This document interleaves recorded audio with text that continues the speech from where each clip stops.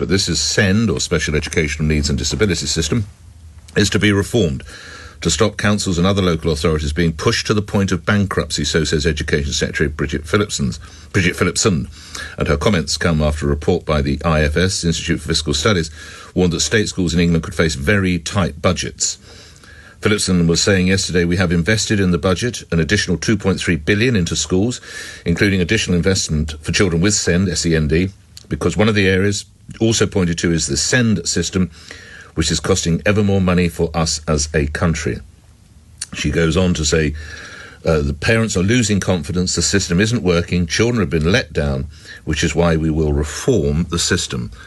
Well, let's bring Rachel Filmer, who is a campaigner in SEND, or SEND, from the group Special Needs Jungle, and who's, I think, 2 children who are involved in this, and joins me now.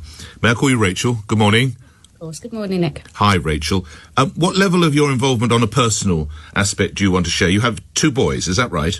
That's right. I have twin boys who are 8 now. They are autistic and non-verbal still.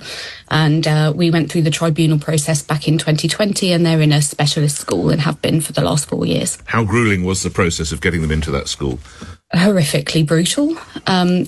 It was one of the most difficult things I've ever been through in my life. I was against a barrister paid for by the local authority. I was unrepresented. That's a very common tactic. So, yes, very, very difficult, but worth it in the end. What sustained you? Just knowing that if I didn't win, that their future would be significantly impacted, knowing that I had to get them into the right place for them to have a chance of a good future. How are the young men now? They're doing fantastically well. I'm so pleased to hear. Yeah. Right, a reform on the way in SEND. You really have been at the coalface, haven't you? What would you point to that needs to be changed, Rachel? Well, I think any parent who's been through this would tell you that the system is absolutely broken and does need reform. It's not been working for a very long time.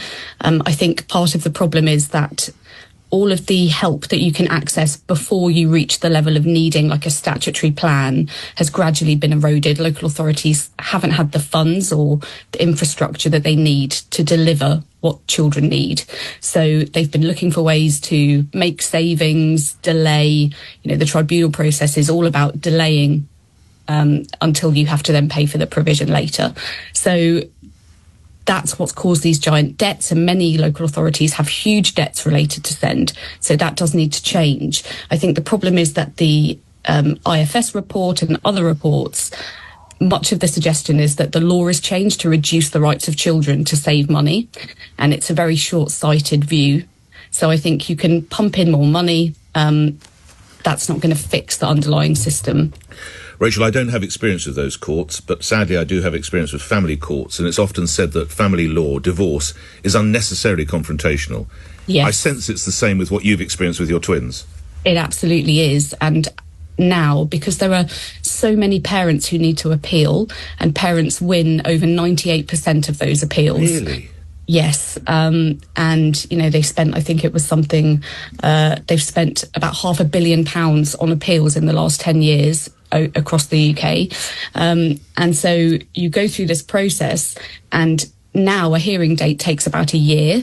So for that entire year, the local authority isn't having to pay for what your children need. Often you can't work, often they're out of school, and it has massive knock-on costs and implications down the line. Lastly, I'm not doubting their good intent, Bridget Phillipson, the Education Secretary, Sir Keir Starmer. I'm not doubting them for a moment.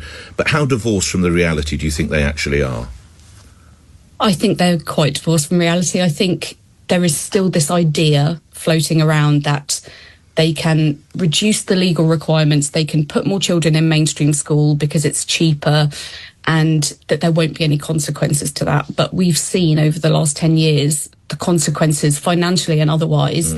You don't give children what they need. So it's so incredibly important that this is not just about saving money, that it's about making sure they get it right the first time, because that will save the country money in the long run. I promise, lastly, to parents, to a mum or a dad or parents going through this now, the battle you and you, what's your tip, what's your word of support, encouragement or advice? Rachel?